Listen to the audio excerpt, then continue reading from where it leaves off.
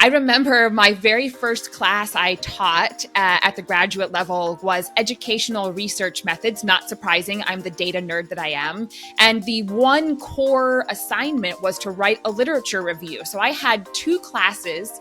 Each class had 35 to 40 people, and each paper was 25 to 30 pages long. And I had to, because this was many, many years ago, I had to read each paper. It had a rubric. Now, the rubric was standardized, and that was really helpful. But I had to read each paper and evaluate it, and it took me hours, hours, hours, hours.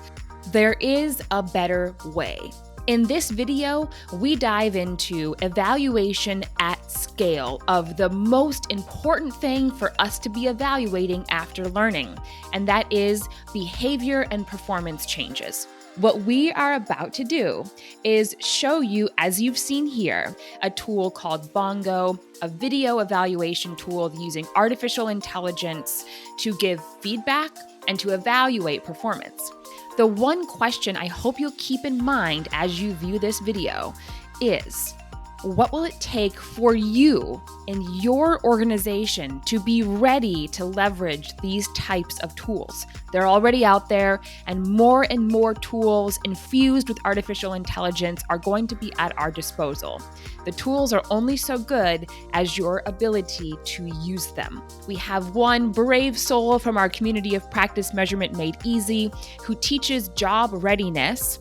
And interviewing and practicing interviewing is one of the key things that they evaluate after their training is over. A perfect use case for artificial intelligence-backed video assessment or evaluation tools. And we are all going to learn together what will it take to become ready to use artificial intelligence to evaluate learning at scale. So Jennifer, my opening question is actually for you because I'd love to know the history. You know, there's a lot of tools in the marketplace. We know that designing good learning and evaluating learning is incredibly important, and there are lots of tools in the marketplace to do that. What's the Bongo positioning? What's the problem that these tools or this tool in particular is designed to uniquely solve? Sure. So we're really just trying to show evidence of skills. So skill competency. And a lot of programs like traditional assessment, it's multiple choice or essay, and it's really like, can you guess?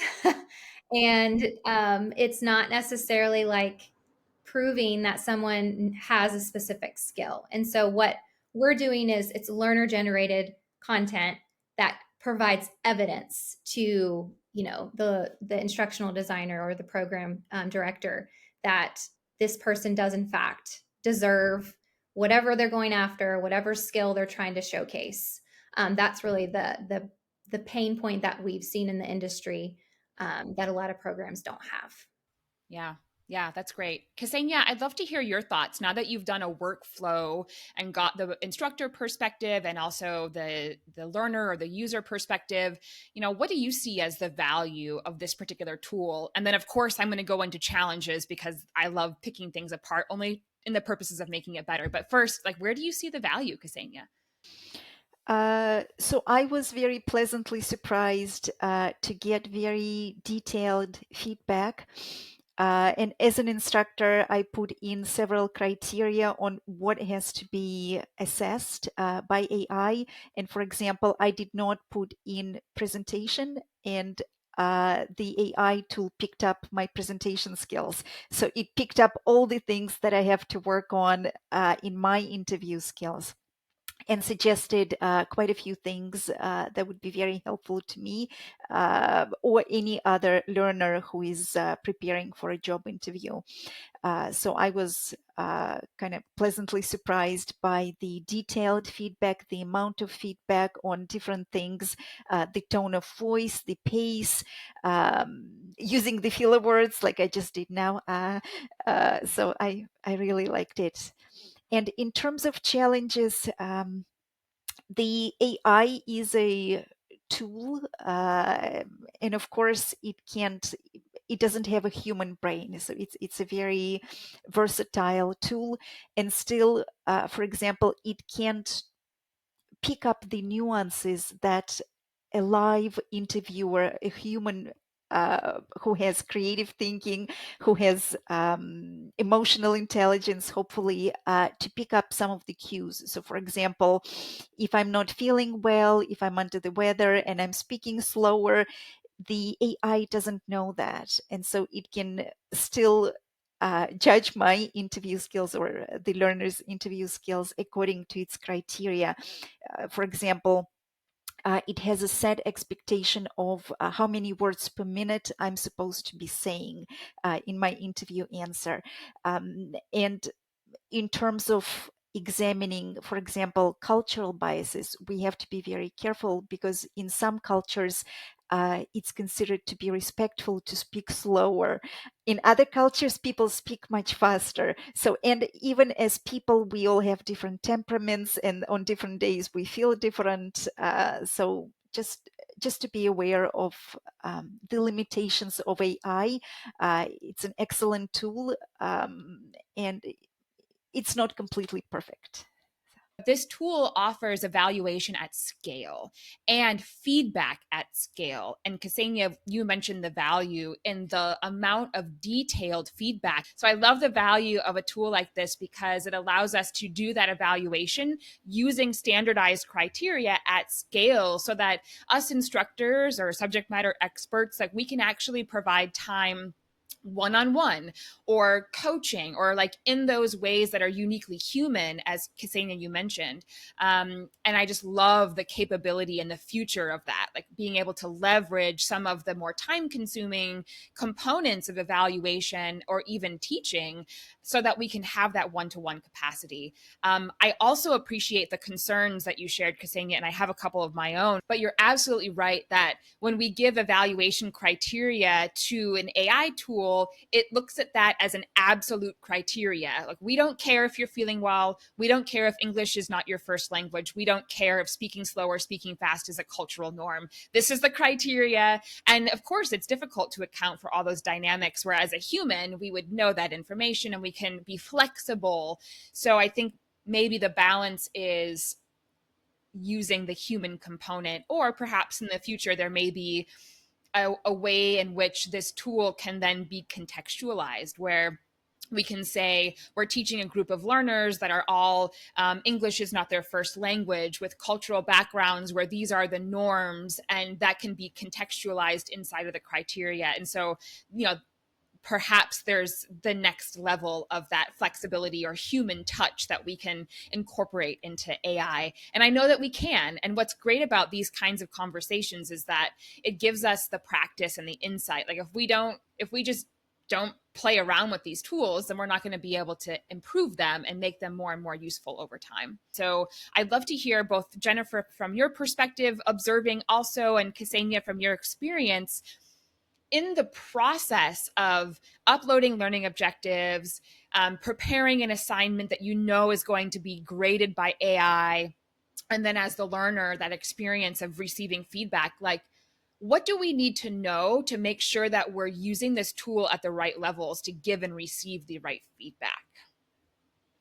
Well, I think it's only going to be as good as what you give it. So I think that source material or source materials, you can use as many as you want.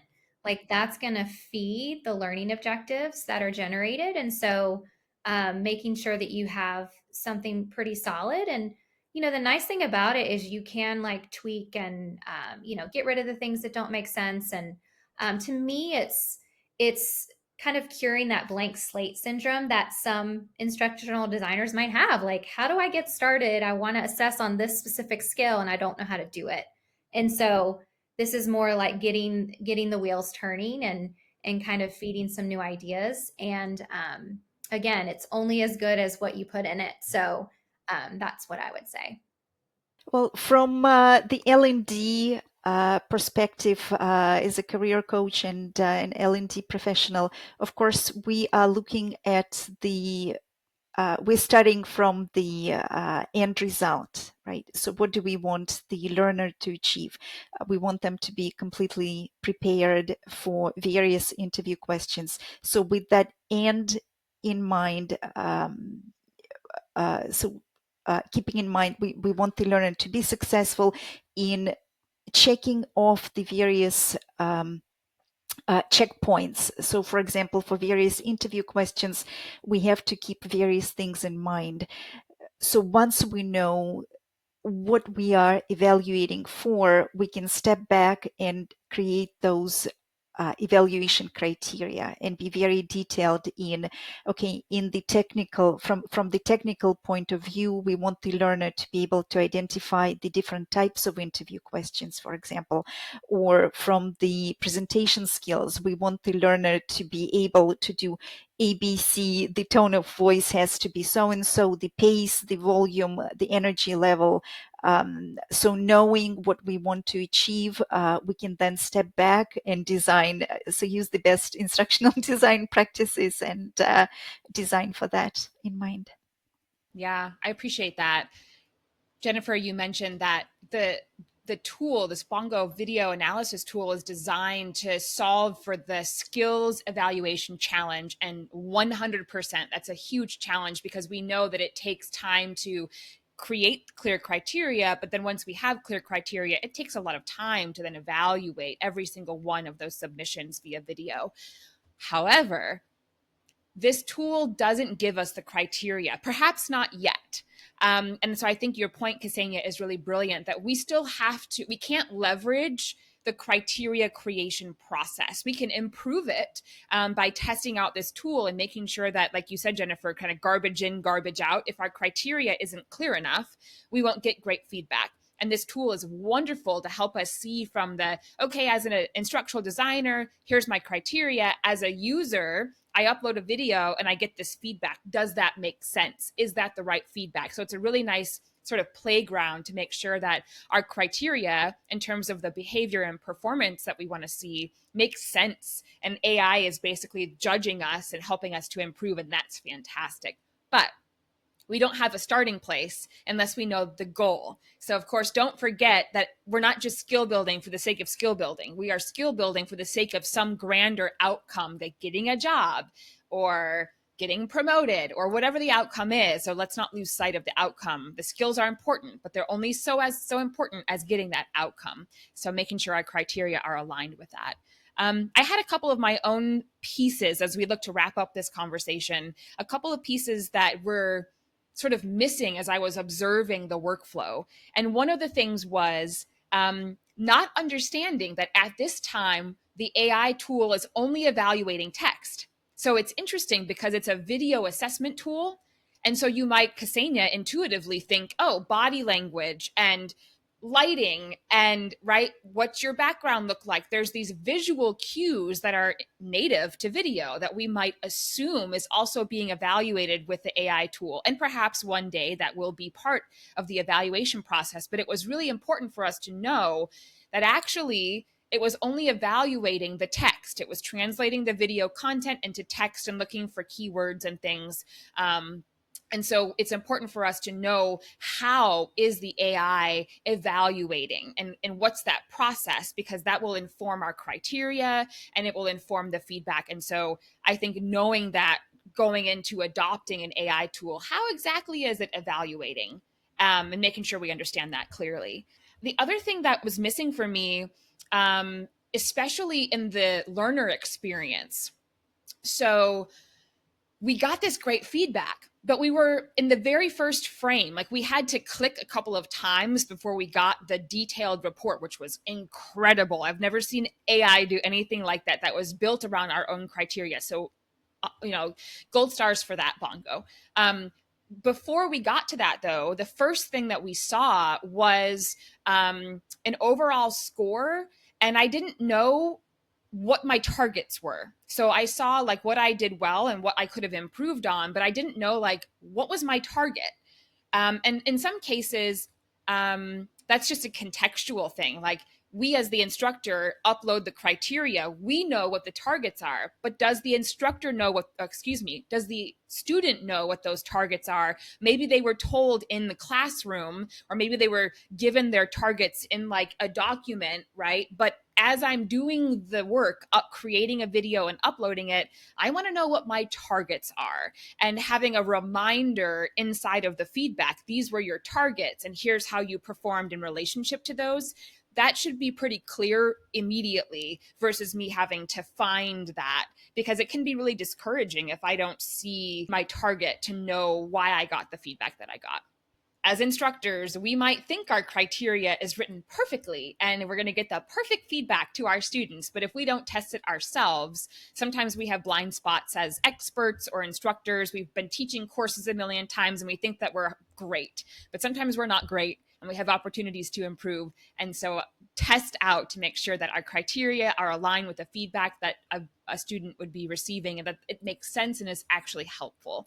Those would be my pieces of like how we prepare to use these tools really well. Other than that, I'm really impressed. Any last words as we look to wrap up, Jennifer, Ksenia? Yeah, no, I mean, I think this is a great session. And, we just think that instructors can use it for so many different things. And when they all work together, like that's powerful in and of itself, to being able to scale programs and really feel like you're, leveling up your program and proving value of like, hey, this I'm issuing this certification and these people deserve this certification because I have actual tangible evidence of that. And so, um, you know, it, we're excited to see how customers use it. There's obviously so many different use cases for Bongo, but yeah, we're just ready to get that feedback and figure out, how can we make it better and how can we talk about it and how are people using it. Elena, I really loved your reminder for us as instructional designers to be aware of the limitations of the software or platforms that we're using. And I know for myself as an L&D professional that repetition is key. So it would be important, I think, for the students to see maybe the limitations of the platform right on the website when they receive their feedback. Just as a reminder, we are only assessing the verbal content of your answers. Please remember to check for things like lighting, that you look professionally, your background, just to cover for now the things that the tool is not assessing for, but just kind of as a reminder so that the student would remember, right, okay, I have to dress professionally, I have to do this, and this, just to kind of give a more holistic advice for the job interview, so to set them up for success.